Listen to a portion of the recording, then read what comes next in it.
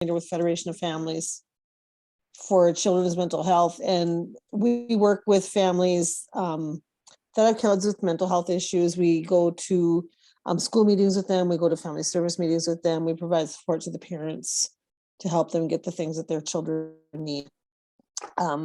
Right now we have a grant to promote COVID vaccines. So that's what this was all about. So I asked the three of you if you could do something. I'm sorry, I have sent this out so many times to all of the parents we work with, to all of the parent support groups that I know of on Facebook. It's hard to get parents to join in on things these days. And I think everyone's kind of been bombarded a little bit, but so anyway, I asked Renee Mock from Bismarck Burley Public Health. She is the director of Bismarck Burley Public Health to join us. And Erin Arata, is that right, Erin? Okay, are you the director at Custer Health? Okay, the administrator at Custer Health in Mandan, and you cover several counties. And yes. Colleen Buckley is the director of nursing, is that correct, at Indian Health Services in this area? Is that correct on that, Colleen? Okay, I'm not sure. But anyway, we'll start with, who wants to start? Does anyone want to start? Erin, if you have the questions that covered, if you wanted to start, and then I can supplement some of the information I have is kind of some statistics and case numbers and such, so I can kind of fill in after if you want to cover your questions. Yeah, I'll just run through the questions quick, and then Renee always has nice slides with numbers, so she's good at that portion of it. We're used to joint meetings like this, so this is good. So the first question, who can get the COVID-19 vaccine, or who should? My screen over. Any individual age 12 and older is currently eligible to receive the COVID-19 vaccines, the three different ones. So Pfizer is the only one where 12 to 17-year-olds would be eligible to receive it. However, 18 and older can receive Moderna and Johnson & Johnson. And for those that have specific health-related questions about receiving the vaccine, it's always best to consult with your healthcare provider. But at this point, anyone in those age categories is eligible to receive the vaccine, and they have been proven safe and effective for everyone in those age categories. Are there vaccines available for youth? As I said, youth aged 12 to 17 are currently eligible to receive the Pfizer vaccine. Pfizer has submitted a request to the FDA to be approved for use in children aged 5 to 11 years old. They have passed through one committee, and so there is another committee that it has to go to for approval, and then the CDC will release rules and regulations regarding the Pfizer vaccine in 5 to 11-year-olds if it passes all the levels. We anticipate that decision to be final in the next couple of weeks, and as the advisory committees finish up their discussions. And then there will be a statewide rollout of the pediatric Pfizer. Why should youth be vaccinated?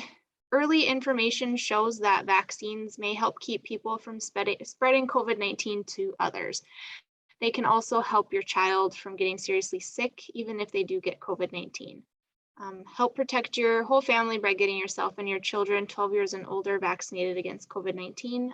And then the more people that are vaccinated, the less likely it is that further variants of COVID-19 develop, and the more likely it is that we can hopefully see an end to the pandemic at some point.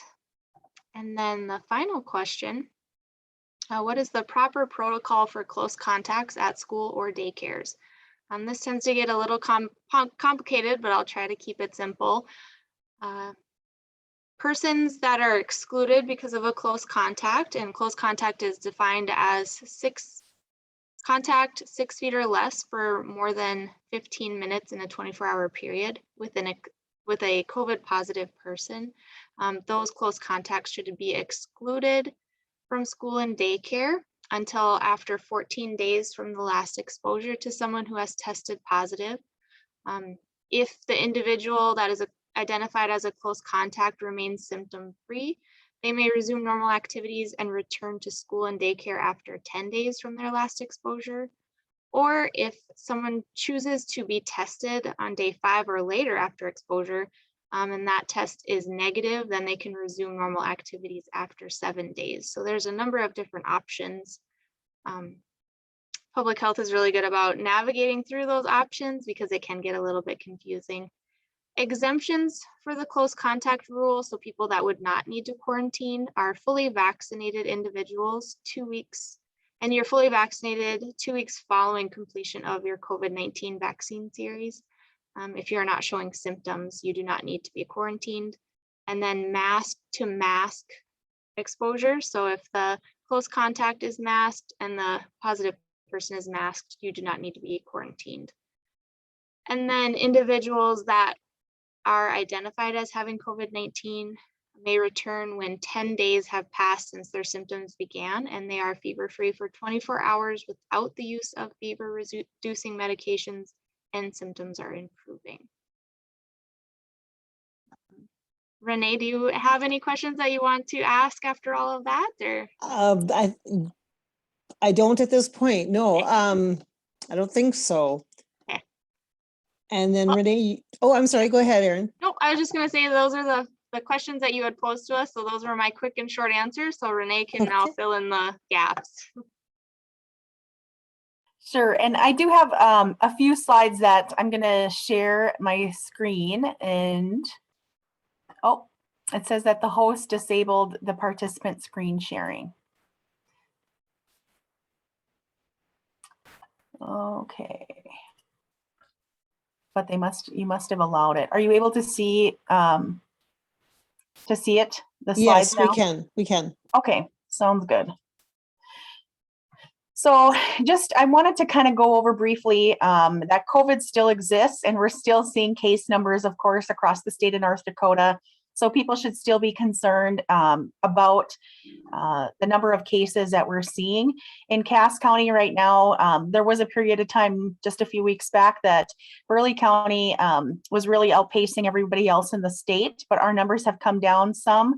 And Cass County has now surpassed us and almost at double of where we're at right now. And so Erin and I are not in the lead anymore.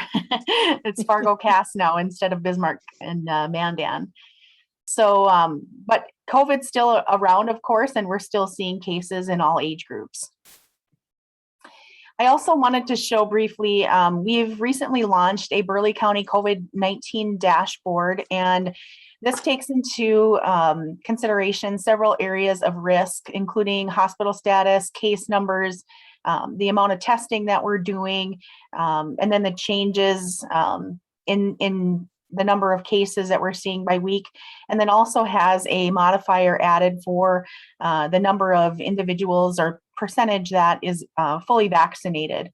And taking all of that into consideration, we're still coming up at a critical risk category in several areas. Obviously, our hospitals are still experiencing full capacity. I know once we get past the initial spike in cases, we start to see hospitalizations and also deaths increase. So you've seen more frequent deaths coming in the last week or so, and that's typically following big spikes in cases like that. So this dashboard is available on our website. This is just the first glance at it, but we have about 10 different pages that you can scroll through that will allow you to kind of look at a little more detail if you're interested in some of that information. And it does allow you to compare counties on some areas, which I thought was helpful. Do you have a question? I do. Is that on the Bismarck Burleigh Public Health site? Yes, it is. Okay. So if you don't mind, if you could type that into the chat real quick. Sure. Thank you. Yep, bismarcknd.gov and then /public health.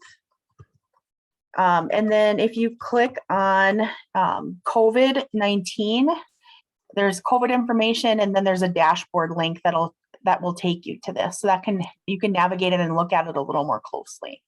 Thank you, Renee. Yes. And this is one of the slides that when you click through that dashboard that you can access and see the age. And I wanted to show the breakout for Burleigh County and just the number of cases that we're seeing in children. For cases 0 to 9, that is this blue color right here. You can see when school started, of course, our numbers really spiked up amongst the kids in school. We have this real big spike in ages 10 through 19, and that was a big reaction to kids coming back to school and participating in activities and all of that.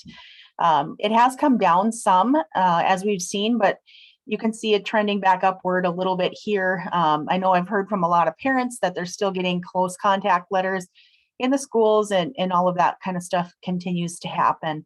But cases are still showing up in all age groups, but kids more frequently than we saw last year at this time. I don't know if Erin, if you have anything that you wanted to add regarding schools in your area and what you're seeing.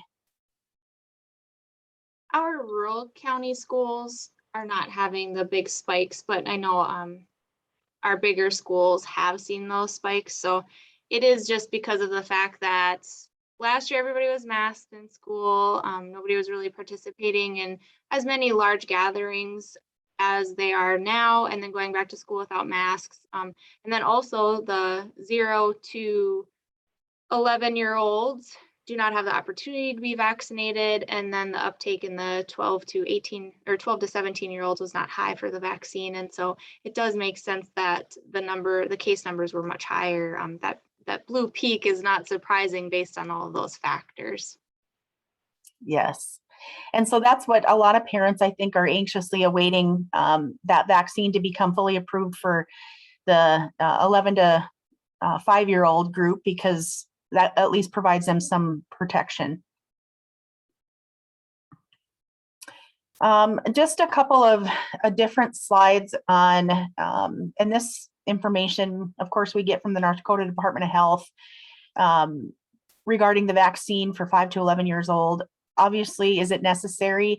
1.9 million from 5 to 11-year-olds have been infected across the nation, and more than 8,300 have been hospitalized, and many, greater than 30%, had no underlying health condition. And so I think the Delta variant has certainly made a difference in how it's impacting kids this time around.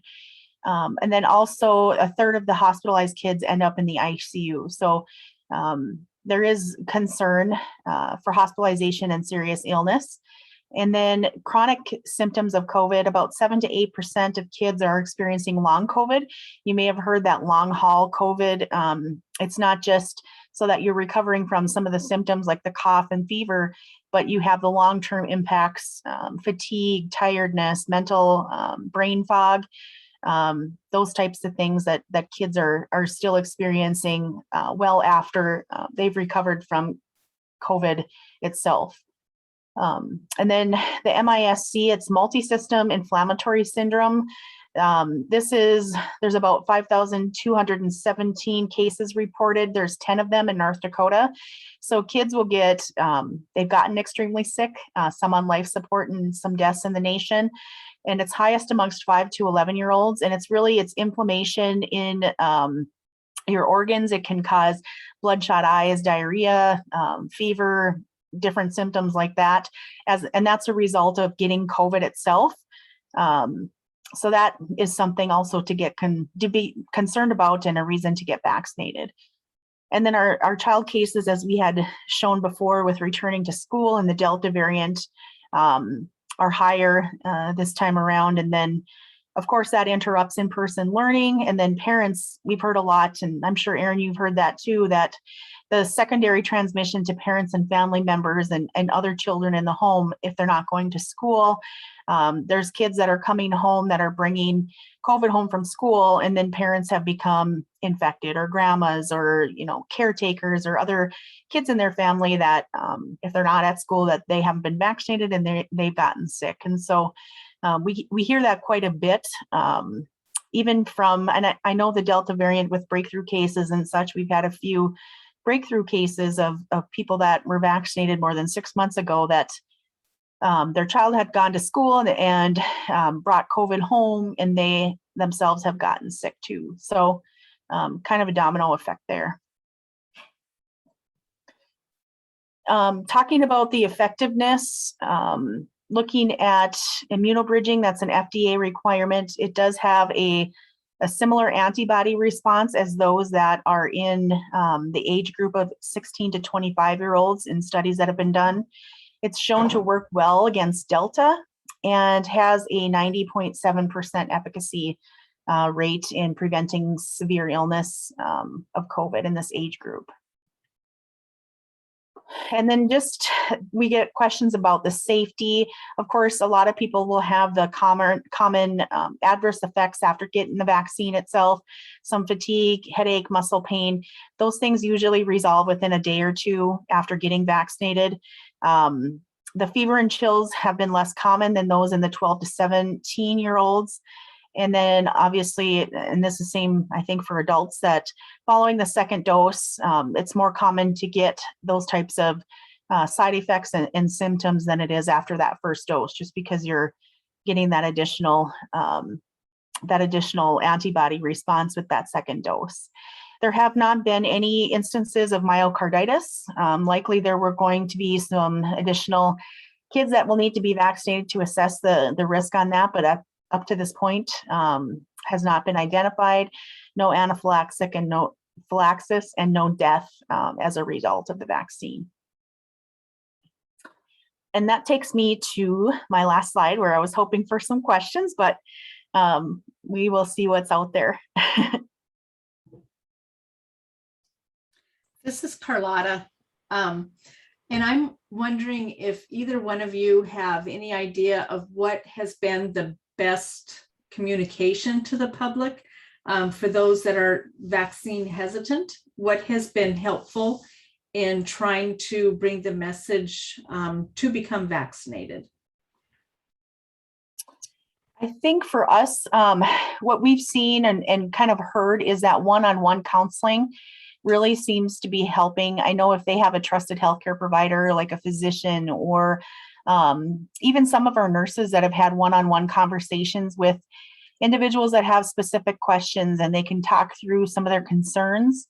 We've seen some success in that. I know it's difficult at this point because a lot of people have made up their mind and, one way or the other, and we're still trying to reach those that are on the fence. And I think those one-on-one conversations seem to be most effective, I think. But Erin, I'm sure you have others. Yeah, that's the same with us too, especially the conversations that I've had one-on-one where I can visit with people about it. And also those individuals that have seen somebody go through it that have become very ill, that too has an impact. But we continue to see and give people their first dose almost every single day. So it's still moving in the right direction, albeit rather slowly. But so I was just at AT&T helping my parents with their phones because they're older, and our AT&T rep said that the only reason why she's getting them is because they would get fired if they don't get them by January. So for her, the motivating factor was her employer mandating them. So I'm sure that that's also bringing in a few. It probably obviously would anger people as well. But I think that also is a motivator that I've just witnessed tonight. travel is also a big motivator. So yeah, right now the first dose people are typically, there's a mandate at work or they would like to travel in the next couple of weeks. I'm anxious to hear if Colleen has had any. Thank you. I was just going to ask that. Successes down there. I finally learned how to unmute. Can you hear me? Yes. Okay, good. I'm the Director of Public Health Nursing for Standing Rock, and Joelle Keepsigo is the Director of Nursing.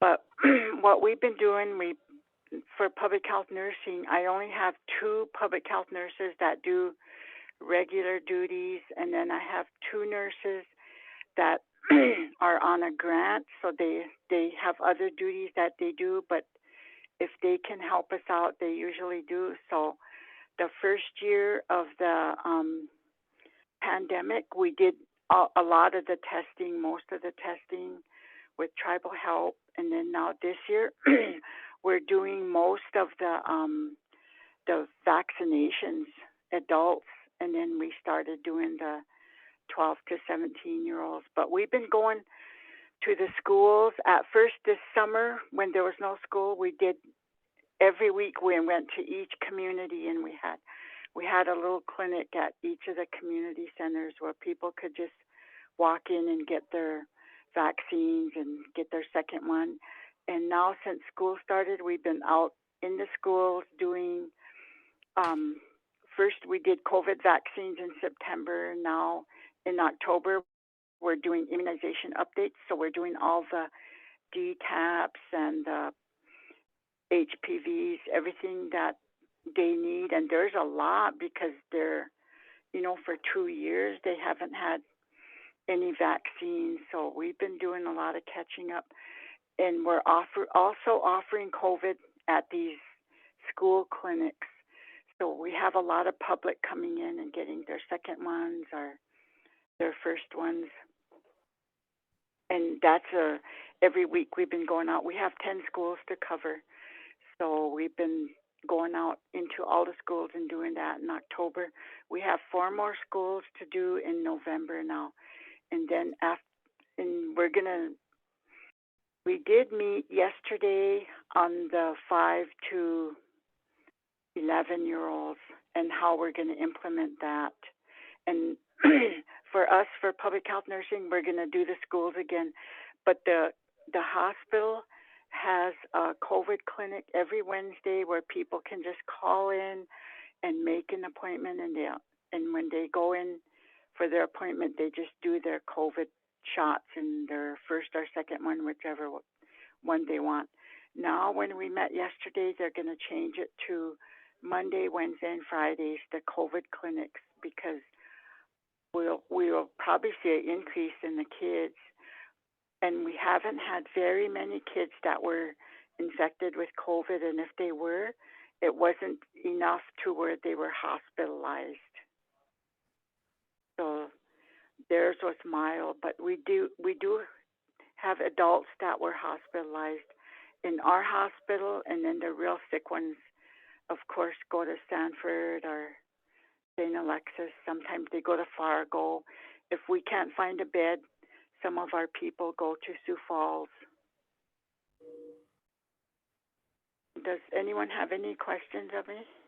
Colleen, this is Carlotta McClary, and I know that nationally, I think I read or saw somewhere that Native Americans as a general have been really very well accepting of the vaccinations and have pretty high vaccination rates. How has your community's response been?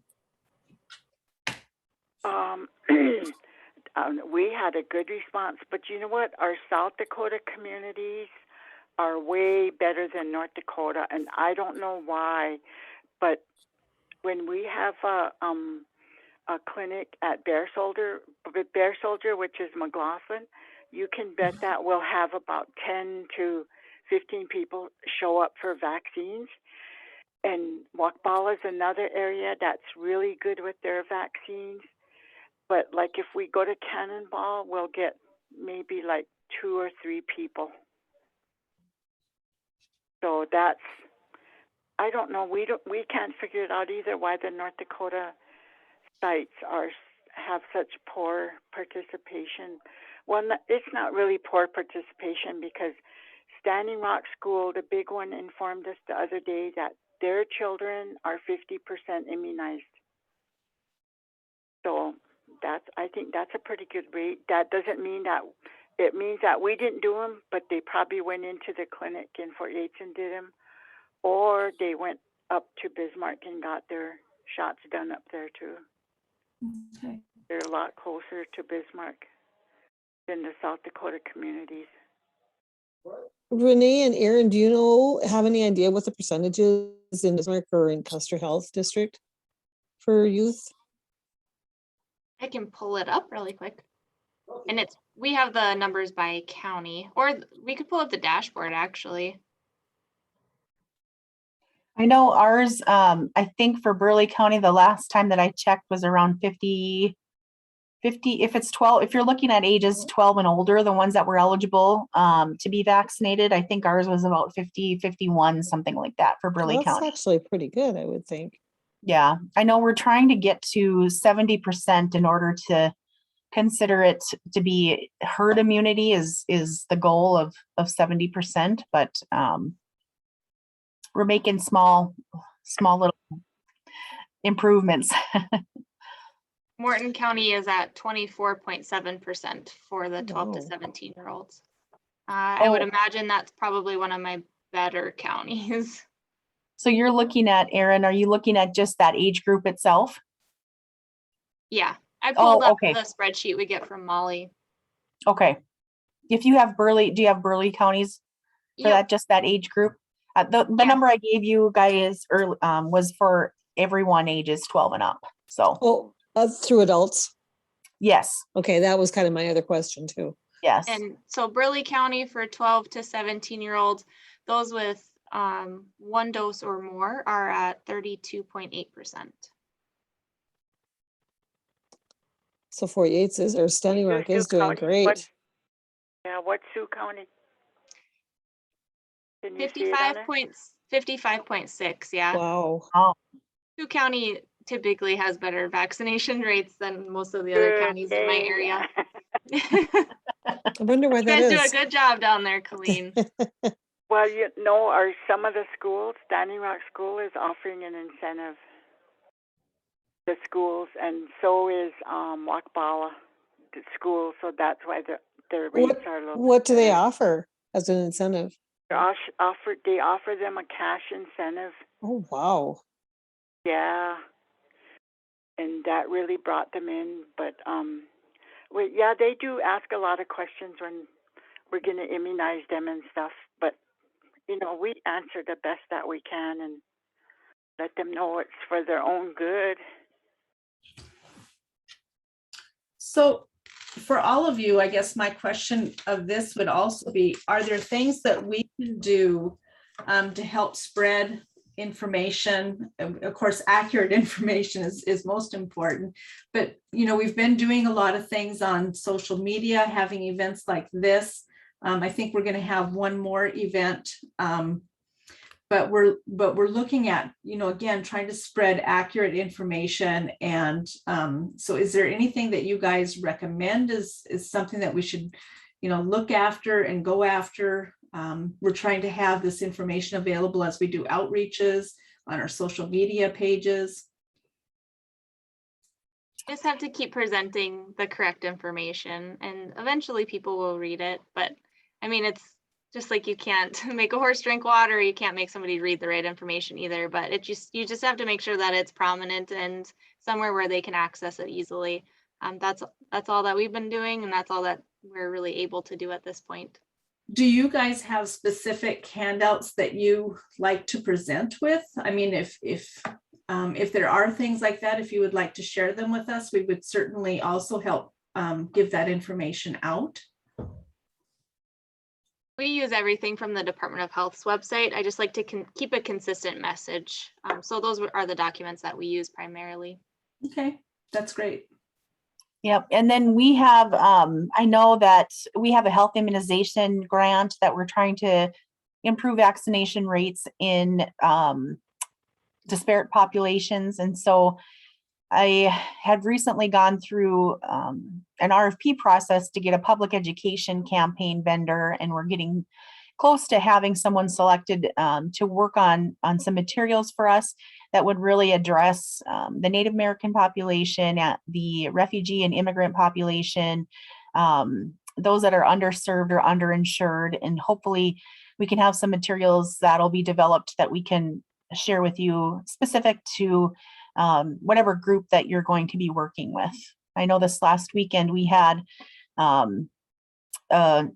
presented information to one of the refugee groups in town, and as they asked great questions, we provided some handouts, and then they had the opportunity to get vaccinated, and we actually got 6 individuals to get vaccinated just by us coming to them and sharing information and answering questions. And so we're excited about events like that, and we're trying to do more of those as much as we can with outreach and going to where the people are in order to get them the vaccine and make it as easy as possible for them. So that's something that we're doing and trying to work on through public health, our office as well. And then my next question would be, who is eligible? And I know I came on a little bit late because I was having trouble with my internet connection, but who are the groups that now can receive the booster? Yes, we have gotten questions, a lot of questions about that. So I think at this point it's 18 and older. And if you are immunocompromised or have an underlying health condition or are in a position where you would have an occupation that would put you at risk. So an essential worker, healthcare workers, if you're 18 and older, and it's been longer than 6 or more than 6 months since your last vaccine of Pfizer or Moderna, you would be eligible for a booster. And then the J&J vaccine was initially developed as a one-dose vaccine. They are now saying that after 2 months, you should have a booster of the J&J Johnson & Johnson vaccine. So, and it's the same groups eligible for all 3 vaccines with the age groups and then the different underlying health condition rule. Am I missing anything, Erin? I just want to You can clarify. mix So and if you're, match now too. go ahead, You Colleen. can mix and match now too, right? Yes. Yeah, which is Yeah. a little complicated, but I think that'll be fine. But it's so if you're 65 and older, you do not need to have a health condition or be immunocompromised. And then 18 to 64, you should have a specific health condition or be immunocompromised to receive it. Yes. And then the healthcare workers and essential workers and that sort of deal. Or if you reside in a long-term care facility or a group home, those situations. And then like Colleen mentioned, you can mix and match. So if you had Pfizer initially, you can then get a Moderna booster or vice versa for Moderna and Pfizer. And then the J&J, you can get a Moderna booster or a Pfizer booster. They are not doing Johnson & Johnson boosters for Pfizer and Moderna, I don't believe. Maybe I'm wrong on that. We don't have our standing orders. Well, we don't. They are? Okay. We don't give Johnson & Johnson at our office, so I'm We not don't as either. Yeah. Do you give Yeah, it, we don't. Renee? We have very limited supply and don't get a lot of requests for it, but Yeah. we've Other had parts some. of the state really give a lot of it, the local public health units, but I know in our area, the Bismarck-Mandan area, the pharmacies were all giving it, so we would usually just recommend that people go to the pharmacy, but yeah. And the That's one of the, VA is giving it too, okay. because one of our patients got Johnson & Johnson, and then he said the VA, that's all they're giving is Johnson & Johnson, he said. Okay. Interesting. My dad went to the VA here in Bismarck and was able to get a Pfizer vaccine, is what they were doing that day. See, there was one other question I think that just had come out from the CDC is recognizing some mental health conditions as being immunocompromised.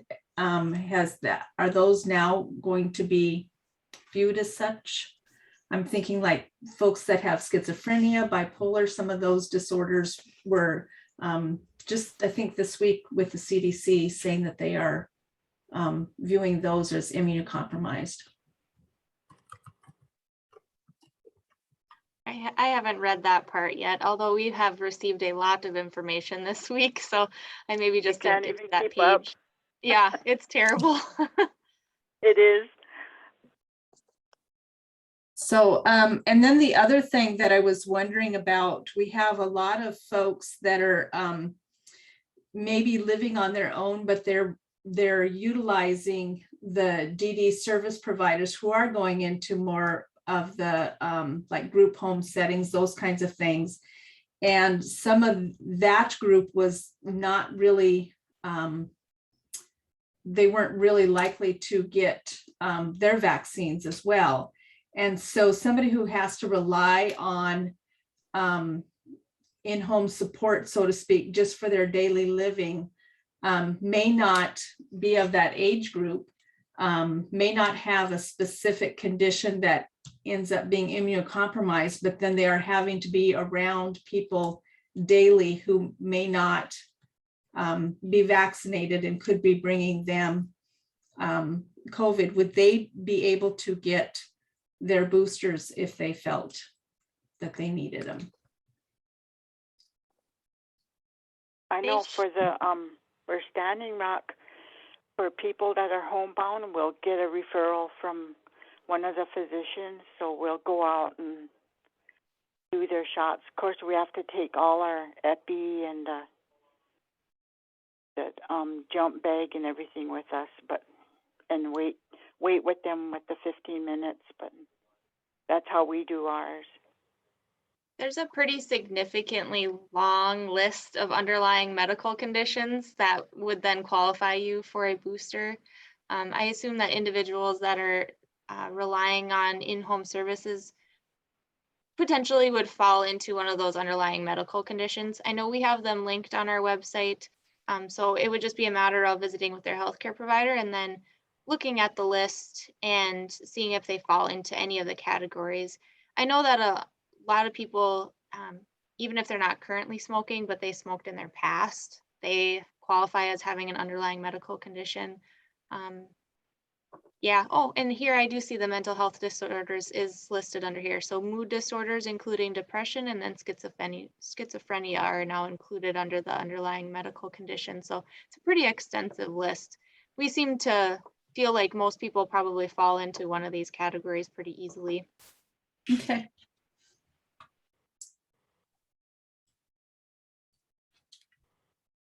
Okay, any other questions from anyone?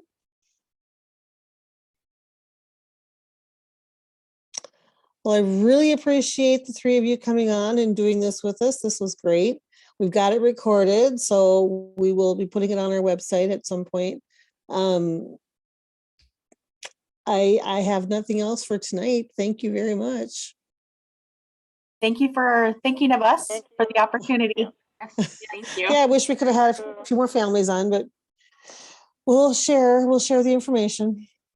Yeah, and we'll try and get it out there to multiple groups as well, so that it's Yeah. not just shared on our site, but we'll see if we can get more sharing and more information out there. But thank you so much for your time and You're very everything that welcome. you guys are doing. I know you have been really very, very busy, so we appreciate all of your efforts. I know you probably don't hear that as much as you would like, but we do appreciate everything that you all are doing. Well, thank you. That's nice to hear that. And it was good to see you. Good to Yes. meet you. Maybe we'll do some other thing at another time. Great. Thank you. Sounds good. good. All right. All right. Good night, Have a good everybody. night.